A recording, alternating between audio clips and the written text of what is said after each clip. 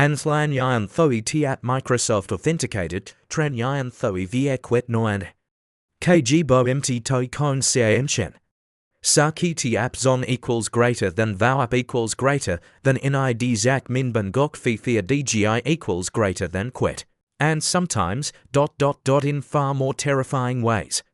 I'm Ethan Miller. I used to be a man of plans, blueprints, angles, timelines. Architect by profession, rational by nature. But death doesn't follow logic, and grief doesn't care about your reasoning. It just waits patient, and when you think you're okay, it comes for you in the dark, when you're alone, when your son cries at night for a mother he never really knew. My son Aiden was just one when Emily passed. He doesn't remember her laugh, her hands, the lullaby she used to hum, but somehow he misses her. I see it in the way he looks at her photos, the way he clutches a scarf she used to wear, even though he doesn't know why. Aiden's memories of her aren't real memories, they're borrowed ghosts from the past, stitched together from home videos and bedtime stories I try too hard to make sound normal. And me, I survive, I function, I work, I clean. I pay bills, but our home, it's hollow. Not messy, not chaotic, just wrong, like a house waiting for someone who never came back. Emily had this way of filling space with life. A throw pillow there, a candle over here, no big statements, just warmth. Now it's clean, modern, Scandinavian even, thanks to a designer I hired named Tessa, but sterile, it feels like a showroom, and I live in it, like an actor in a set built for a life that isn't mine. Everyone thinks I should move on, especially my father, Richard. A rigid man, tie always straight, words always sharp, but he raised me alone after my mother left. So when he tells me, Ethan, your boy needs a woman in the house. You can't raise a real man on your own, I hear more than concern, I hear regret. A regret he buried beneath suits and whiskey for decades. I told him, you did it, you raised me, alone, why can't I do the same? And he looked at me, not angry, but tired, and said, because you still believe you're okay. But look at yourself, Ethan, you're not. Maybe he's right, maybe love, real love, softens a man. And maybe without it, we harden in ways we don't notice until it's too late. Then there's Chloe, the one I've been seeing on and off. She's young, brilliant, into tarot cards and crystals, things I've always dismissed as nonsense. But she listens, and sometimes that's all a man needs. Still, it's not love, it's comfort. A routine I never asked for but haven't walked away from. She deserves better than what I'm pretending to give, but none of that really matters. Because a week ago, everything shifted. It started with something simple. I was late picking up Aiden from daycare again. I tried to time it so I wouldn't run into the single moms who eye me like I'm the last steak in a starving town. They don't see me, they see a widower, a man with money. A solution to their burdens, and I'm not interested. But that day, as I walked through the door, the teacher looked rattled. Aiden was dressed already, breathing fast, cheeks flushed. He saw me, ran into my arms and said, Dad, we have to go, now, we can still catch her. Who? I asked, genuinely confused. Mom, he said, I saw her. Everything inside me stopped. He wasn't being dramatic. He wasn't playing, he meant it. I tried to stay calm. Told him maybe he saw someone who looked like her, that maybe he just wanted it to be true. But Aiden shook his head with a kind of conviction that no 6-year-old should have. I saw her, I know it was her, he told me she came to pick up a girl named Isabel. That usually it's the grandmother, but that day, her mom came instead. A woman who looked exactly like Emily, same hair. Same coat, same smile, Aiden said she even smelled like her. Do you know how deep that cuts? Smell is memory. And children don't lie about that kind of thing. Still, I wrote it off coincidence, imagination, desperation. But as we walked out of the daycare, something twisted in my gut. The teacher mentioned the girl's mom's name, Julia Thompson. I froze. Because 5 years ago, Emily told me something odd, that Thompson was her grandmother's maiden name. I'd forgotten, until that moment. Now maybe that's nothing, maybe, but I didn't sleep that night. Because deep down, in the part of me I've spent years numbing, a thought started crawling in. What if Emily didn't die? What if I was never meant to grieve, but to be fooled? And if she is alive, then who did I bury? And worse, why did she leave, and why is she suddenly back? I don't have answers, not yet, but I can feel something unraveling. The threads of everything I thought was real starting to snap. Whatever this is, it didn't begin last week. It started years ago, and it's been waiting, watching, quietly coming closer. Now I see her face in the dark, hear her voice in dreams I don't remember. And my son, he's already caught in it, already speaking in whispers about secrets he promised not to tell. This isn't just about loss anymore, it's about truth. And what happens when the person you loved most in the world might be the one who's been lying all along. If you want to know what I discover, if you want to see where this all leads, subscribe to the channel. That's how we keep digging. That's how I keep going. And trust me, you'll want to know how this ends. Question for you. If you saw someone who looked exactly like a loved one you thought was dead, A. Would you walk away and protect your peace? B. Would you chase the truth, even if it might destroy you? Comment your answer below, or B, and tell me why. I'll be reading. There are moments in life that arrive so quietly, so insignificantly, that you don't even realize you're standing at the edge of something irreversible.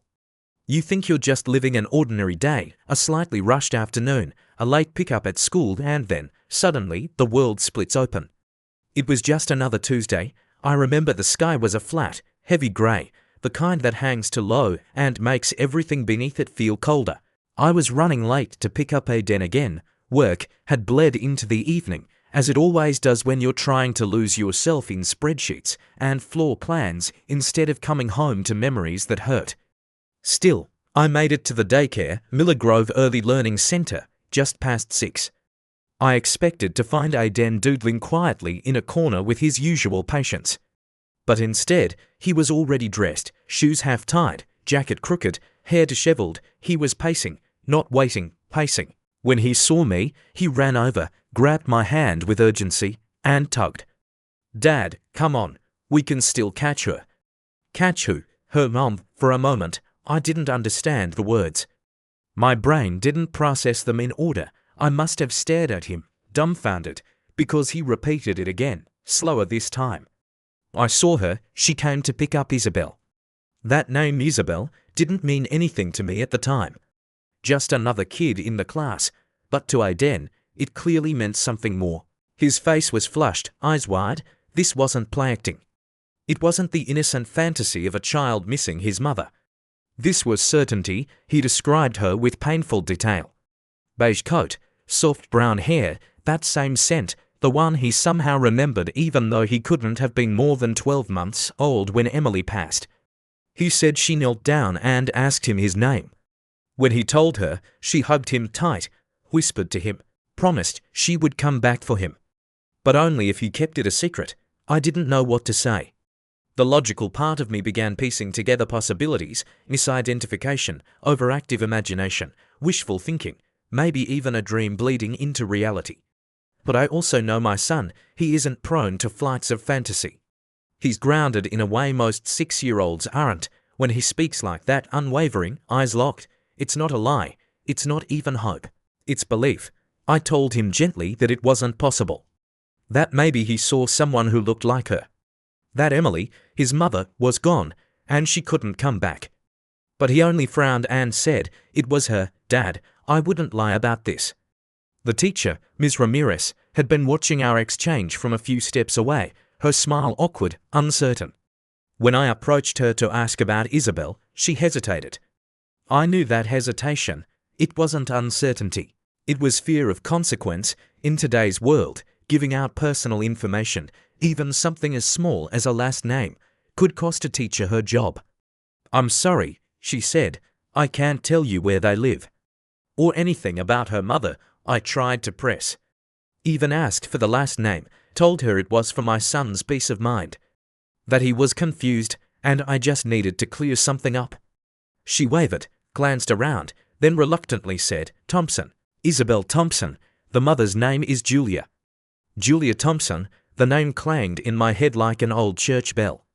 Julia was Emily's middle name. It could have been nothing, a coincidence. 100 women in this city could share that name. But then Ms. Ramirez added, they've only been here about a month. Usually it's the grandmother who picks up Isabel, but sometimes the mom comes. Do you know where they moved from? I think she said Northern California. Somewhere near Redding. Emily was born in Redding. I left the daycare that evening with a tightness in my chest that hadn't been there in years. Not even during Emily's final weeks, because now I wasn't grieving the dead, I was questioning the living. That night, I hardly slept. I watched the ceiling in the dark as Aiden breathed softly in the next room. And in my mind, I kept circling the same impossible question. What if she's not dead? No, not just what if she's alive, but why would she be here, now? Watching our son hiding behind another name. What kind of person would do that? What kind of mother? The next morning, I promised Aiden we'd go early to school. He'd asked, begged, really, to see her again. I didn't know what I was looking for, closure, confirmation. Maybe just a glimpse to prove to myself that it really wasn't her. We arrived early, sat on the bench outside near the playground. Aiden scanned every adult face that came through the gate. Each passing moment, I hoped we wouldn't see her.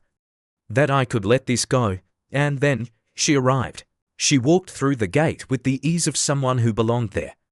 Beige trench coat, dark blonde hair, petite frame. I couldn't move, my breath caught. I felt like I was watching a ghost step into sunlight. When she turned, just slightly, and met my eyes, I nearly collapsed. It was her, not just resemblance, not reminds me of, it was her. She looked straight at me, with the exact same expression Emily used to give when she caught me staring at her across a room. That mix of curiosity, caution, and something else I can't name. She must have sensed something strange, because she paused. Excuse me, she said. Her voice, it was her voice. Can I help you? I opened my mouth, but words caught in my throat. Are you Isabel Thompson's mother? I managed. Yes. She frowned slightly. Do we know each other? I introduced myself. Told her I was Aiden's father. He and Isabel were in the same class. She nodded, still uncertain. We just moved here a few weeks ago, she said. From Redding. She apologized and excused herself. Said she was late, walked into the building. I stood there, paralyzed, and all I could think was, if this isn't Emily. Why does my heart believe it is? Next time, I'll tell you what happened when I decided to follow the one person who might hold the truth. But before we go, tell me this. If your child told you they saw their deceased mother, and you later saw someone who looked exactly like her, would you A. confront the woman immediately and demand answers?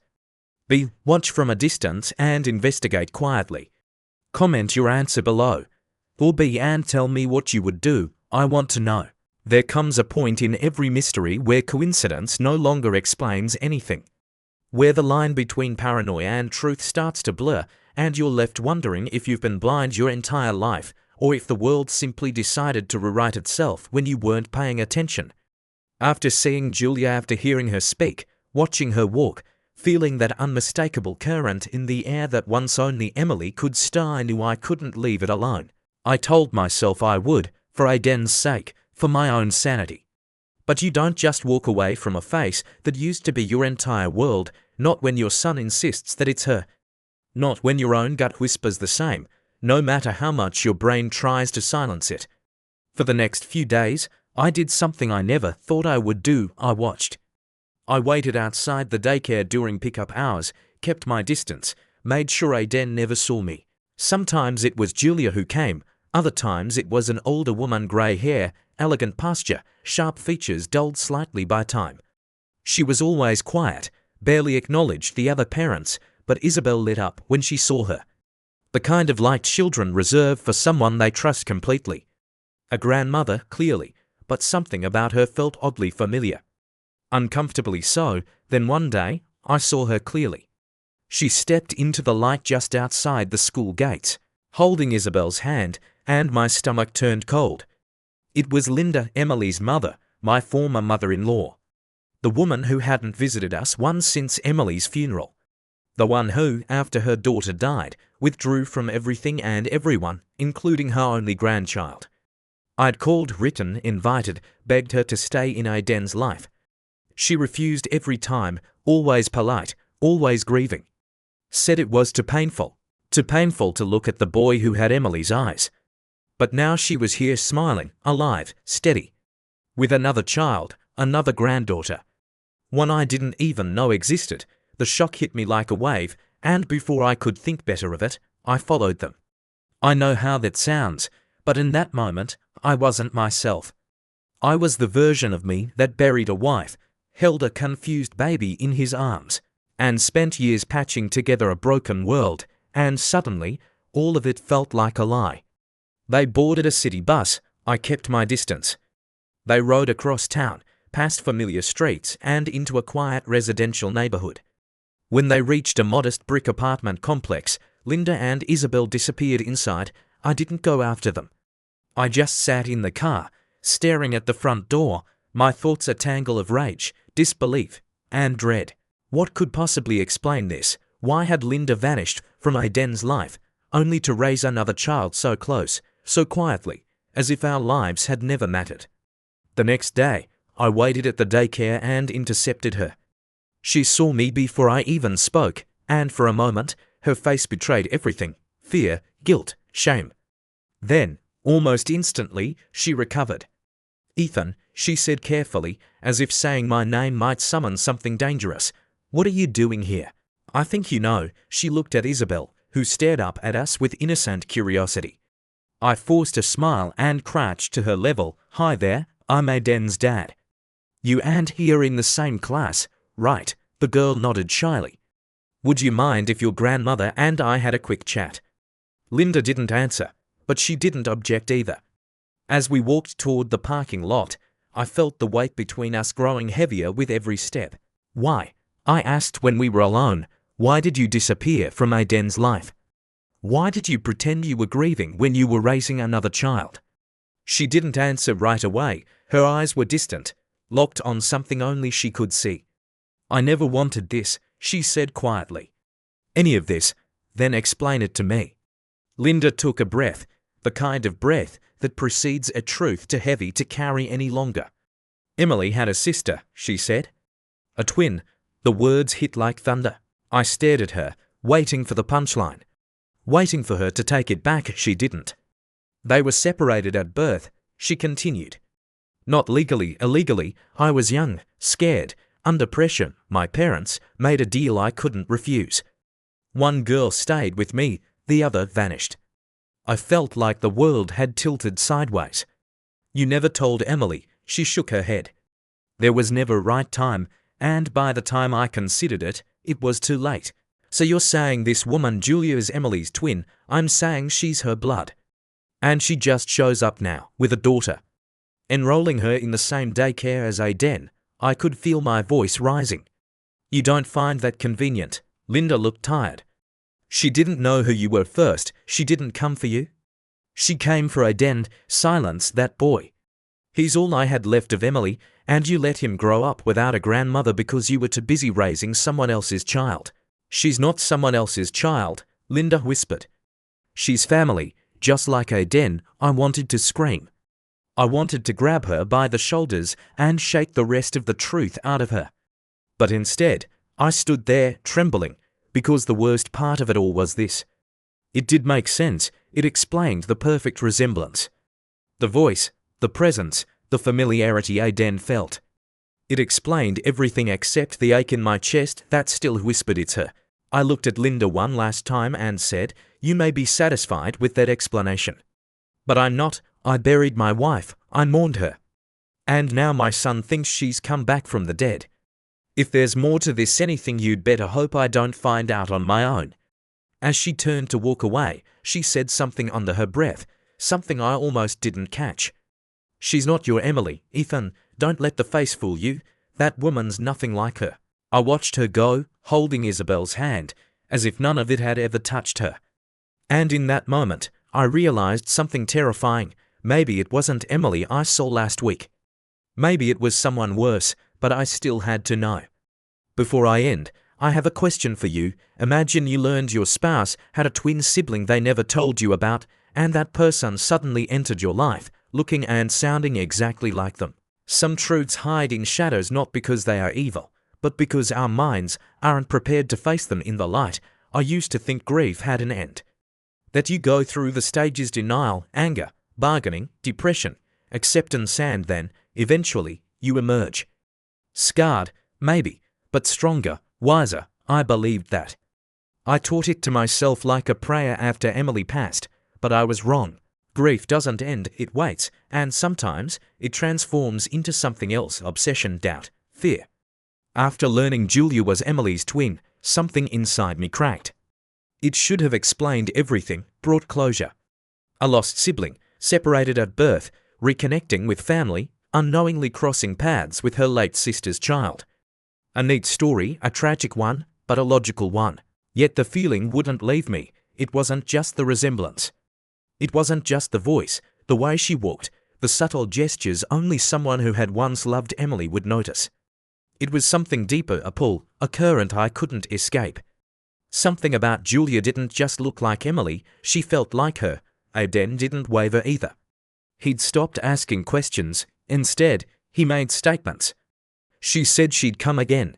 She misses me. She said you'd be scared, but not to worry. He spoke like someone who had reconnected with someone dear. Not imagined, not invented, remembered.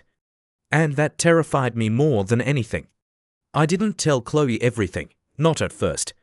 I was afraid she'd say what I was already afraid of hearing, that I was losing my mind, that I was confusing grief for hope. But I didn't have to say much. She saw the change in me, my silence, my unease, my sudden interest in things I once mocked: dreams, signs, energy. One night, while Aiden was staying with my father, I told her everything. Not filtered, not polite, I laid it all out. The way Julia spoke, the way Linda acted, the timeline, the dream I couldn't forget, Emily standing by a river of blood, tearing off her face, revealing layer after layer of masks. And Aiden, our sweet boy, saying Emily was sending him messages, candy, promises. Chloe listened, hands folded in her lap, her eyes darker than usual. You need to meet someone, she said after a long pause. I don't need another therapist. She's not a therapist. Oh God, not another tarot reader. No, she said, she's more than that. That's how I ended up in the sleek, glass-walled office of Rachel Kensington, a woman who, by all outward appearances, could have been a real estate attorney or a high-end corporate consultant. Nothing about her said medium, no incense, no velvet curtains, no dramatic lighting. She wore a tailored grey dress, modest jewellery, and had the calmest eyes I've ever seen. She greeted me with the warmth of someone who didn't just want to help, but already knew something was wrong. I brought her to things: a photograph of Emily, taken just months before she got sick, and a silver hairbrush I'd kept in a drawer for years, still carrying strands of her auburn hair. Rachel didn't ask many questions. She didn't try to impress me. She simply held the items for a few moments, closed her eyes, and went silent. The room felt colder, though I can't explain why. I've never been superstitious, but in that moment, the air changed. When she opened her eyes, she looked at me without blinking. She loved you deeply, she said. My throat tightened. She still does? I swallowed. So she's at peace. Rachel's eyes didn't soften, they sharpened. She's not gone, Ethan. I don't know how long I stared at her. Not gone. What the hell did that even mean? I don't mean in the metaphorical sense, she continued. I mean she's not on the other side, not passed over, not dead. But I saw her die. Did you see her body? She asked, gently. Yes. I paused. Well, no. I was asked to leave the room when things got bad. They said it would be too hard. And the funeral. Closed casket, cremation, the staff handled everything. I saw the ashes. Rachel nodded slowly, like someone connecting dots no one else could see. I've encountered this before, she said. It's rare, but it happens. People faking death, sometimes for escape. Sometimes for reasons darker than we want to admit. That's not Emily, I said automatically. She wasn't like that. Rachel looked at me with deep compassion. She may not have been when you knew her, but 5 years is a long time to become someone else. 1,000 thoughts ran through my head, none of them complete. It felt insane, absurd, and yet every puzzle piece I had refused to fit into any other picture. Rachel leaned forward slightly. I know this sounds like madness. But your son, he's been visited. That's clear, and it wasn't a ghost. I couldn't breathe. She's alive, Ethan, and she wants Aiden. My stomach dropped. Why? I whispered. Why would she come back now? Why would she lie to me, to her family? Why ... the games? Rachel's voice dropped into a hush. I don't know. But I can tell you this. You are in the middle of something that began long before you ever met Emily. And it's not over, not even close. I left that office numb. Everything I thought I'd buried had clawed its way back to the surface, only now, it wasn't just about grief. It was about deception, identity, and a chilling realization that the woman I mourned may never have existed at all. The face I loved might have been a mask from the start. Before you go, I want to leave you with a question. If you learned the person you once loved faked their death and returned to reclaim your child, would you? Protect your child at all costs and shut the door to the past. B. Confront them, needing to know the truth, no matter what it reveals. Comment or B and tell me why sometimes what we want to know is the very thing that will break us. I once believed the dead could no longer hurt us. That what haunted us most were the memories, the empty spaces, the echoes of what once was. But now, I understand something far more unsettling. Sometimes the dead don't stay gone. And worse, sometimes the person you thought you lost never truly left because they were never the person you believed them to be in the first place. After the meeting with Rachel, I felt like I'd been thrown into a second kind of grief, a grief that doesn't come from loss, but from betrayal. A slow burning unraveling of everything I thought I knew about the woman I married, the family I tried to build, and even myself.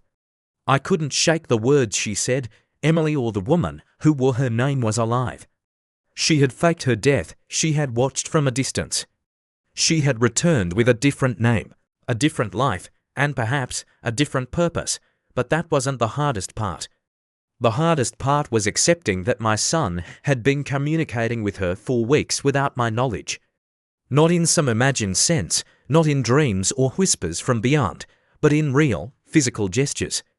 Candy passed through a child's backpack, secret conversations on the playground, promises whispered into his ear, promises to take him away. I tried to tell myself it was impossible, that I was being paranoid, that grief was twisting my thoughts into conspiracy. But something deeper, something unspoken, was cracking beneath the surface. Aiden's behavior had changed. Subtly at first, more withdrawn, more secretive. He still loved me, I could feel that, but something about his gaze told me he was holding back. That he was protecting something or someone. One night, as I tucked him in, I finally asked. "Buddy," I said, keeping my voice steady, "has someone asked you not to tell me something?" He hesitated, and then he nodded. She said it would make you sad, he whispered. I swallowed hard. Who said that? He looked away. She said she used to be Mommy, but now she's someone else. Those words felt like knives, not because of what they meant, but because of what they confirmed. And suddenly, the dream I'd had weeks before came back with terrifying clarity. Emily, standing by the river, her face peeling away again and again, each time revealing another face beneath. I had dismissed it as a metaphor, my subconscious trying to cope with trauma. But what if it had been more than that, a warning? A memory of something I refused to see. The next day, I went back to the funeral, not in the literal sense. I went back in my mind. I played the events like a tape I hadn't rewound in years. And now, I started to notice what I had missed. There had been people there I didn't recognize. A man who said he once worked with her, though I had never heard the name.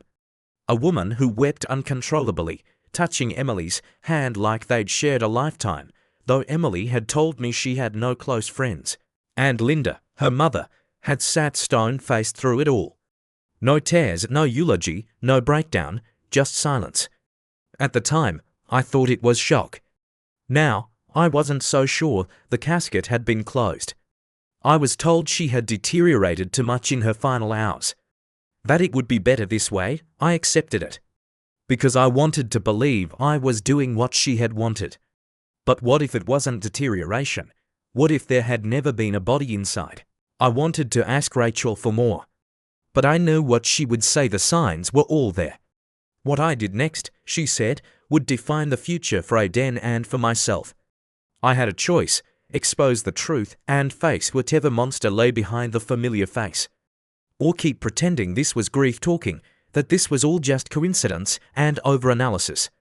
But I was past pretending. I started watching Julia again. Not as a man in mourning, but as someone assembling a case. I watched the way she picked up Isabel, the way she smiled at teachers, always a second too late. The way she glanced over her shoulder, as if waiting for something or someone to follow. She wasn't careless, but she wasn't comfortable either. That wasn't the behavior of a woman living an ordinary life.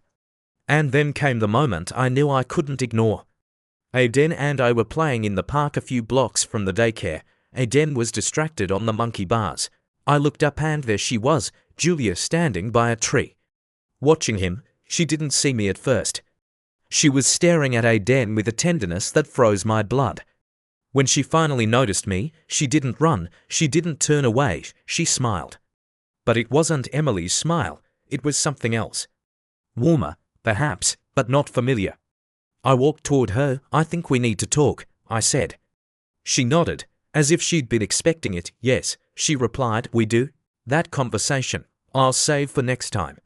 Because I need you to sit with this question first. It's the same one I've been wrestling with since that moment in the park. What do you do when the person you buried returns but they're no longer the person you loved? When they wear your wife's face, but not her soul? If someone wore your partner's smile, your partner's voice, your partner's scent, but something in your heart whispered they weren't the same, would you?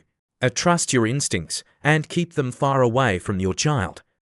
B. Give them a chance to explain, risking everything for the possibility of truth. Comment or B and tell me why. Sometimes love makes us blind. But sometimes it makes us see more than we want to. In the end, this story isn't just about a man chasing a ghost. It's not about unraveling a twisted web of identity, deception, or the supernatural. It's about something much deeper. The fragile nature of truth, the haunting power of memory, and how grief, when left unspoken, can shape the very fabric of our reality. What happened to Ethan could happen to anyone, not in the exact way, of course, but in essence. We all build our lives on stories, who we believe our loved ones are, what we think our relationships mean, and how we choose to remember those who leave us. But what if those stories are incomplete? What if the people we love most are not who we thought they were? And what if, just once, we looked behind the mask? Would we still love them the same? When someone dies, they become perfect in memory. We freeze them in time, remove their flaws, elevate their virtues. We cling to their absence like a relic, afraid to move forward because it feels like betrayal. But real love, lasting love, is not about preserving a ghost. It's about choosing truth, even when it hurts. It's about facing the people we love, not as perfect images in our minds, but as the complicated, human beings they really are. Ethan's story challenges us to ask hard questions. What do we do when love becomes layered in secrets? When protecting someone means risking everything? When memory becomes a prison, not a sanctuary? He could have turned away from Julia. He could have refused to confront Linda. He could have ignored Aiden's quiet pleas, dismissed the tarot reading, scoffed at Rachel's revelations. But he didn't. He chose to face it, because deep down, he knew that the greatest danger wasn't in the mystery, it was in pretending the mystery didn't exist. And that's the lesson we can carry with us, to stop pretending. Stop pretending we're fine when we're broken. Stop pretending we've healed when we've only buried the pain. Stop pretending that love is blind when love should, above all, teach us to see clearly.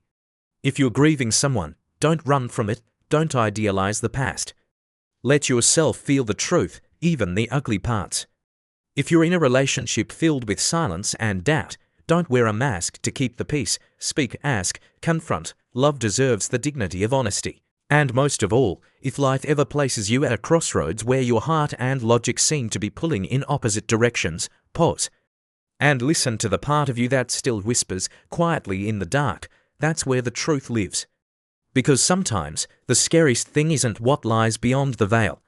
It's the fact that we let so many veils exist in the first place. Now I'd love to hear from you. Do you believe it's possible to truly know someone completely, or are we always loving versions we've created in our own minds? Please comment your thoughts below.